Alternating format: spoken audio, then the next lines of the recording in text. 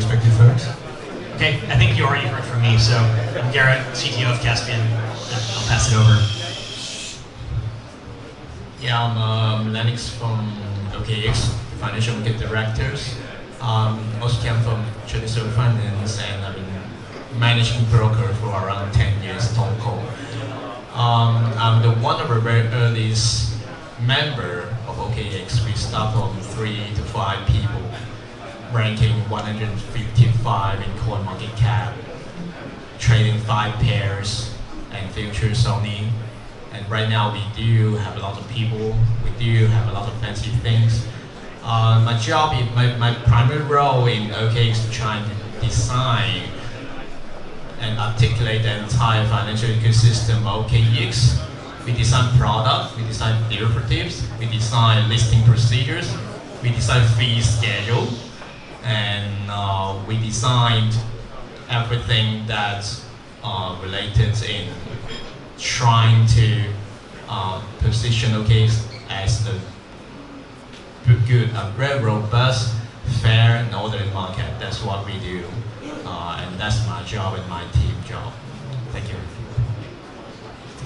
Hi, I'm Amy. I'm currently at BitMEX building out the institutional sales effort. My whole career has actually been in institutional fund coverage. So I've covered over a few products. I started in primary and secondary offerings in ECM syndication, then moved into cash sales trading on the equity side, and most recently spent the last 6 years building out a prime platform in synthetic and delta 1 sales. For those of you who are not familiar with BitMEX's platform, we are a derivatives-only exchange. We currently put through, on an average day, about $5 billion worth of volume, on some recent record days, about $8.5 billion. And we currently also are only Bitcoin in, Bitcoin out, so we don't manage multiple wallets, and that's the gist of BitMEX right now. So I thought the first interesting topic that perhaps we could discuss with everyone here, given people's backgrounds in both traditional finance and now in working in the crypto space, what do you guys see as the main difference between sort of traditional asset classes with the trading and what executing through there, and now sort of the crypto space?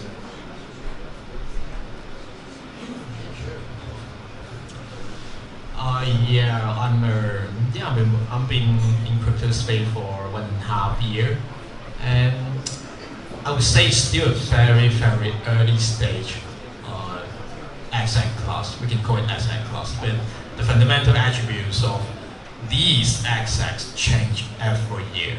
So we start from the hype of Bitcoin and the fork of Bitcoin and the Ethereum, the greatest ICO platform ever.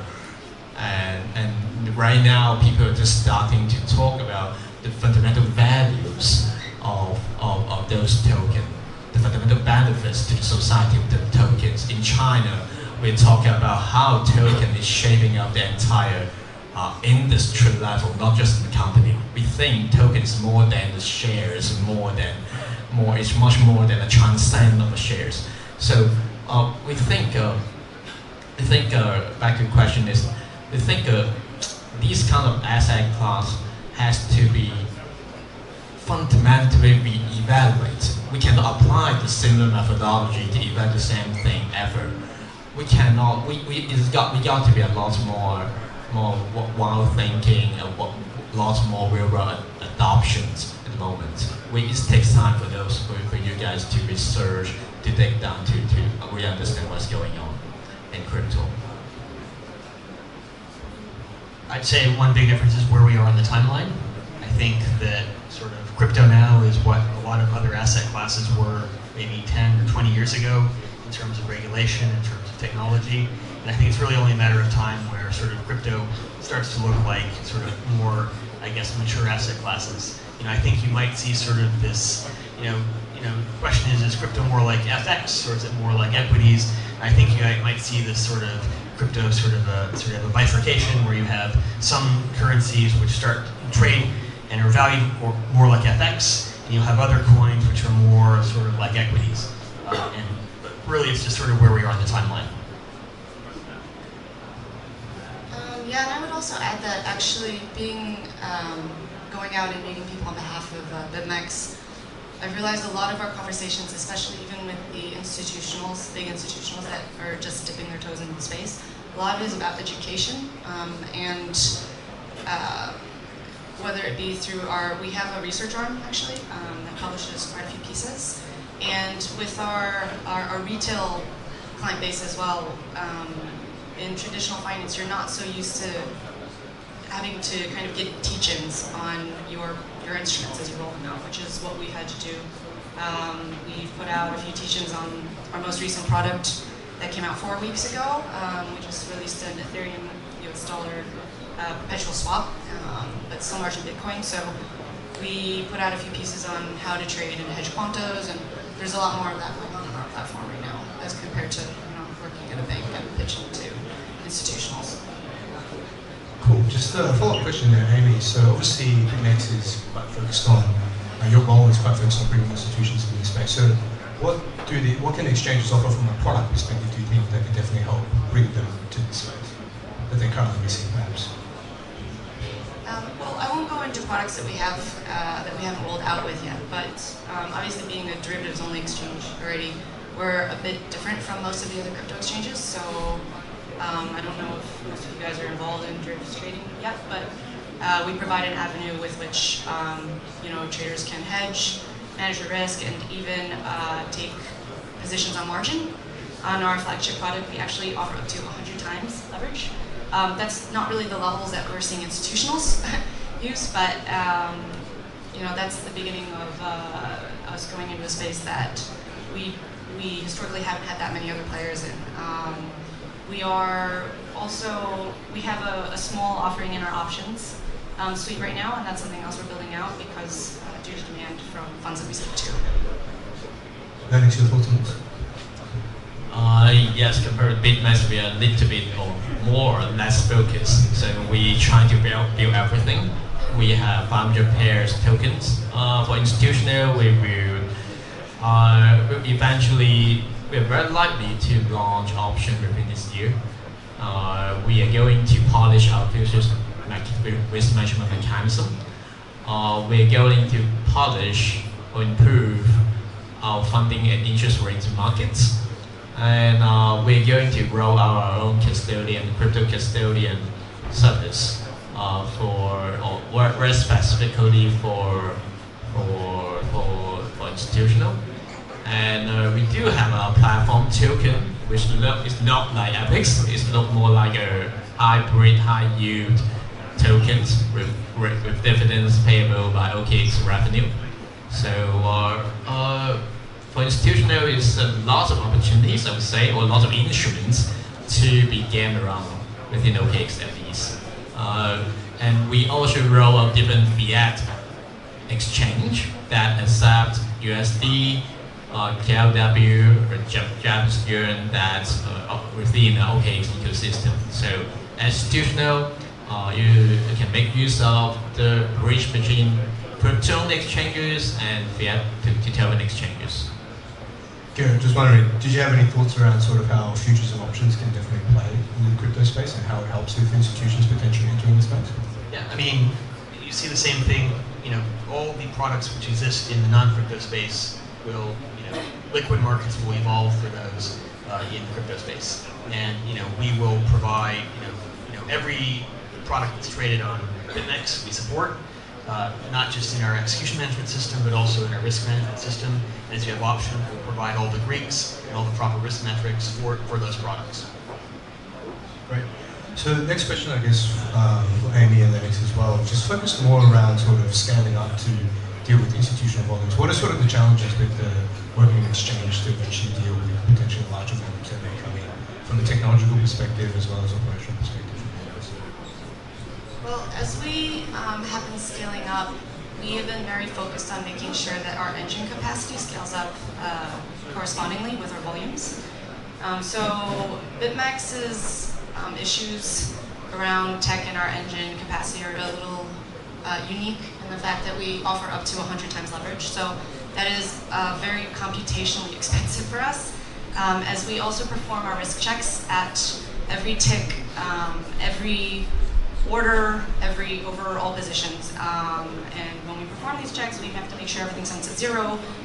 And as I mentioned, we do this at every tick versus some of the other exchanges that might not see the same kinds of licenses and same kind of engine problems, but I think we're the only exchange that actually performs these checks at every tick versus every few minutes. And that is something that we do want to continue with. We probably won't scale back on the frequency of our risk checking. So that's definitely one of our big tech priorities right now. Yeah, there's different perspective in terms of scalability of the exchange. So let's start from technologies. So we spend a lot of time in trying to scalable we want to accept even more orders. We want to scalable our thought tools. We receive numerous demands from clients or institutional clients that they would like to have higher limits in terms of order execution, cancellation, in order to facilitate their market making strategies, arbitrage strategies. We know that, and but as a technological perspective, we spend a lot of time in trying to scale our capacity first. At the same time, we would like to remain our stability and robustness of our system and our database. So we spend a lot of time on the past few months of that, and luckily we have fixed. We're a lot more scalable in terms of trading volume right now. We can accept even more. We can list even more instruments and accept more flows. We can even widen our API limits even more. This technological perspective. It's more like engineering challenge. Another area of scalability is the service level. So we are so for this industry is actually growing so fast that for the past year that we spend a lot of time in handling numerous demands all of a sudden. We call it we're driving a Ferrari right now, but we need to build rockets at the same time in the highway. So we need to fix things and build things at the same time. So we would, and still the demand is still enormous on a global level in different participants. So within this year, we'd like to be scalable in service level, meaning that we'd like to cooperate with lots more partners. We'd like to build a broker network. We'd like to introduce more asset managers to create their own basket index. We'd like to cooperate with more platforms like Caspian or other institutional graded trading platforms to integrate with our own API. We'd like to partner with local people, local jurisdiction, or local marketers that would like to operate their own exchanges and servicing local jurisdiction. So we gradually moved from a pure mere exchange to more like a decentralized global platform, trying to export our technologies over the world or over to the crypto space. That's our idea to scale. Cool. Thank you for the responses. Just another question for Amy and Lennox. Obviously, you guys spend a lot of time speaking to potential institutional investors that are coming into this space. Could you share a little bit more around sort of potential what sort of services or products that they have been demanding or they're interested in that you guys would kind of consider?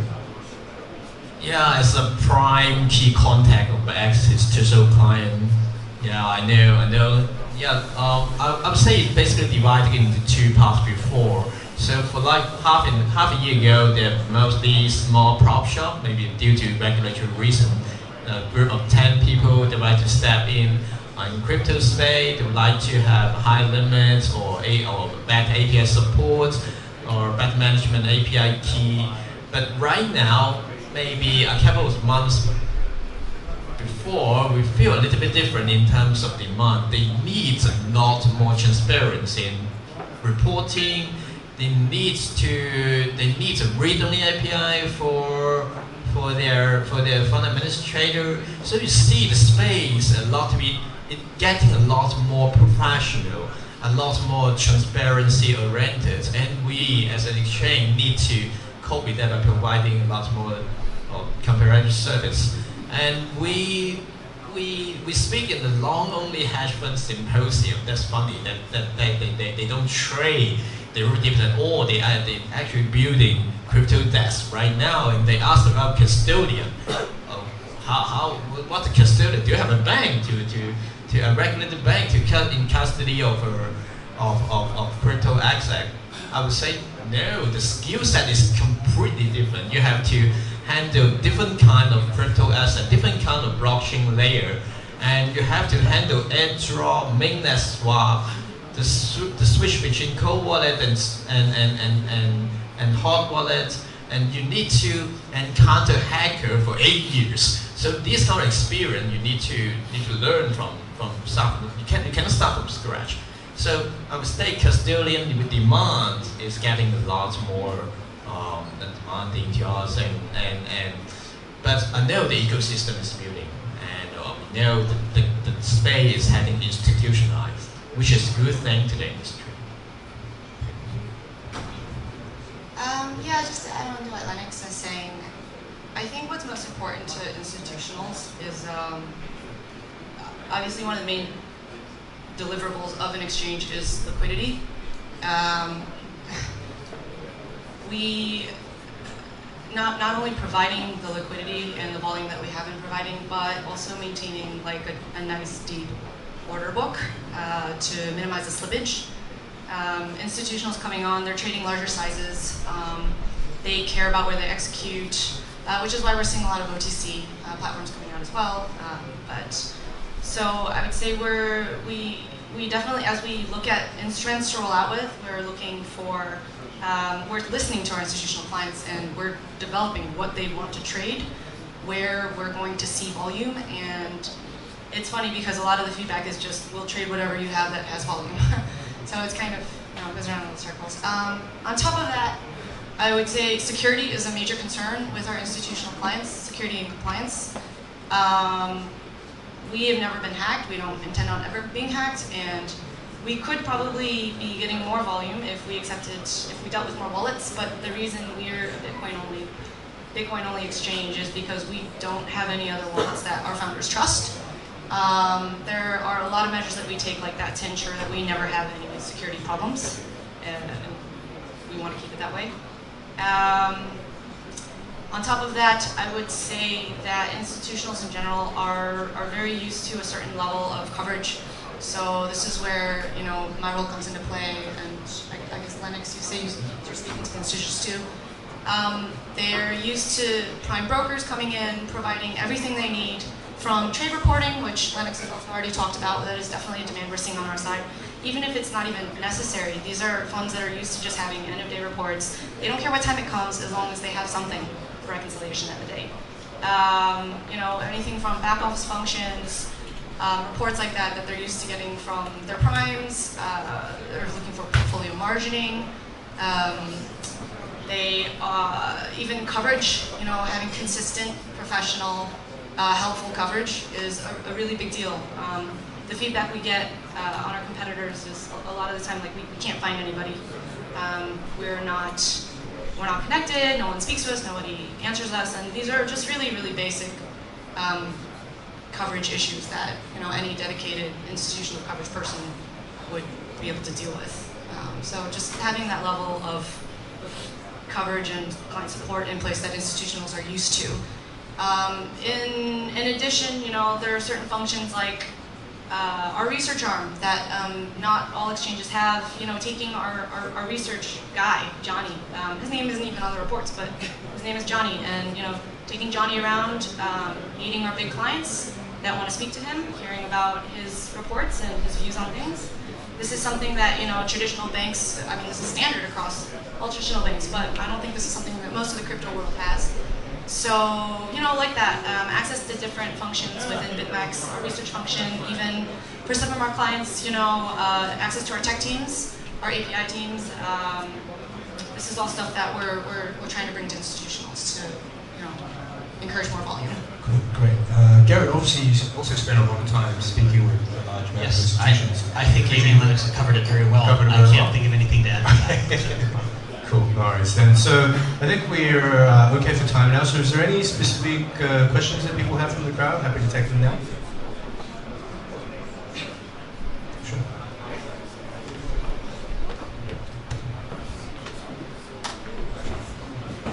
I guess I think Gary, you mentioned earlier that the Caspian is also working to incorporate decentralized exchange in the future, and is that something that you think will help the institutionalization of the crypto trading, or doesn't really matter? I'm not sure how much it will help the institutionalization of trading, but I think there will be a lot more liquidity on decentralized exchanges when certain problems like the scalability and transaction costs on the blockchains on which many of them run are addressed.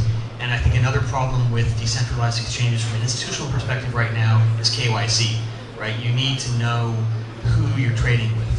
And, you know, like the Kyber networks and other decentralized exchanges are addressing these problems. And there will be an option to basically trade against KYC people or non-KYC people. So when you have lower transaction costs and scalability, you know, problems on certain blockchains that are running the decentralized exchanges are addressed, along with the KYC problem, I think you'll see a lot more liquidity. And I'm not sure it'll bring institutions into the space, but it will certainly be a source of liquidity that I think institutions will want to tap into.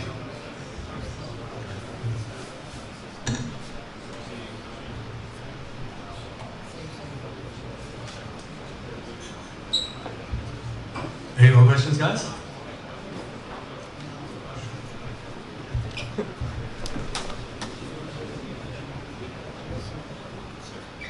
Hi, sorry. Before the institution wants to trade, right, they need to make a decision about what to buy, what to sell, what's their position, etc. So I understand Kenetic probably, at least from what you were saying, doesn't solve that specific issue, or maybe it does solve. Just want to hear your ideas about what will help us to bring institutions to the table, not just in terms of we have an infrastructure to trade and and process transactions, but we have a decision-making infrastructure for institutions to come and intelligently decide what to invest and how to invest.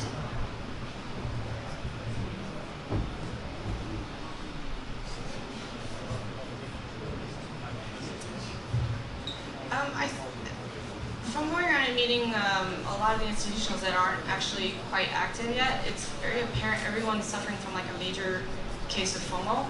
And I feel like a lot of the clients I'm meeting are curious as to who is active, as if they're waiting to hear about a couple big players, and when they are active, they're going to jump in. I also feel that, for instance, there are some funds out there that are serious, whatever, in the traditional world, like serious options traders, and they're just waiting for a good platform to trade that on. There's nothing actually holding some of those guys back, especially on the market making side, which isn't maybe all of the traditional hedge funds that we might be talking about, but the market makers are a huge part of the corporate institutional client base right now. And for some of them, it's just seeing the liquidity that they need in the products that they want to trade, I think. Institutions are divided into basic trading behavior. So one is quantitative driven, fundamental driven. So right now, if Bitcoin price or any crypto asset price move and create slight mispricing opportunities to them, they will trade. It's kind of like we don't need to teach them what to buy, what to sell. So the problem right now is the fundamental values of those underlying right now is still remain questionable, and this evolves every year. So what to buy in long term, or what to buy that's within a relatively scientific pricing or asset pricing methodology, right now we don't have it in crypto space, or we don't have a numerically proven asset pricing methodology in crypto space right now. We know how to price stuff, we know how to price bonds, we know how to price options, but for public chain, we have yet to know at the moment. People question it. So that's like a green field for every institutional player. They would create their own investment methodology or pricing those ton tokens, and they know what to buy, and that's the opportunities. I think part of the problem is, we have the methodologies. You can apply sort of traditional fundamental methodology for valuing utility tokens. I think the problem right now is the market doesn't do that. The market, everything trades sort of, if Ether Bitcoin goes up, everything goes up. And if Ether Bitcoin goes down, pretty much everything goes down. But I think there are tokens that offer a genuine utility. I think you can quantify that utility, and then you can provide sort of traditional valuation models, like sort of a net present value discounting the value of the current utility, going forward, 30 years. Another model would be basically a model where there's a present utility or value that's provided by that token, and then there's sort of a speculator multiple, sort of like the PE multiple you have with the S&P. The problem is that the market isn't valuing these tokens this way, so even if you're applying that analysis, it makes no sense because it's just going to trade in line with the market. I think eventually the market's going to start applying this analysis to tokens, and then it will make sense to do this sort of fundamental analysis on utility and also on security tokens. I also think it's interesting that a lot of our busiest traders that we've seen at different periods of time over the last year have been active in more trading like their microsystems around on the exchanges. And some of these become more efficient, like as I think someone mentioned earlier, that fund, the basis trade on our funding mechanism has it's gotten quite efficient actually, so that's more or less disappeared. But I'm hearing from a lot of the guys that have been trading for a while, their activity will spike or something when they find something in one of the microsystems somewhere. And the feedback I'm getting is that these trades have kind of, everything's getting more efficient and it's getting harder as more and more of the high frequency funds come online.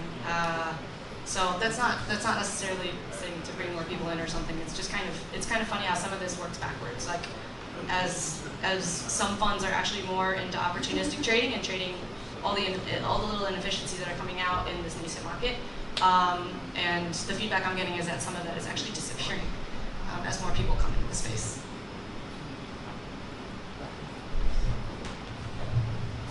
Probably got time for one more question, if anyone has one.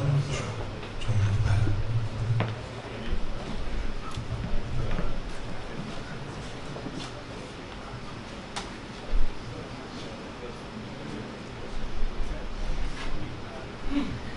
Hi, this question is for Amy from BitMEX.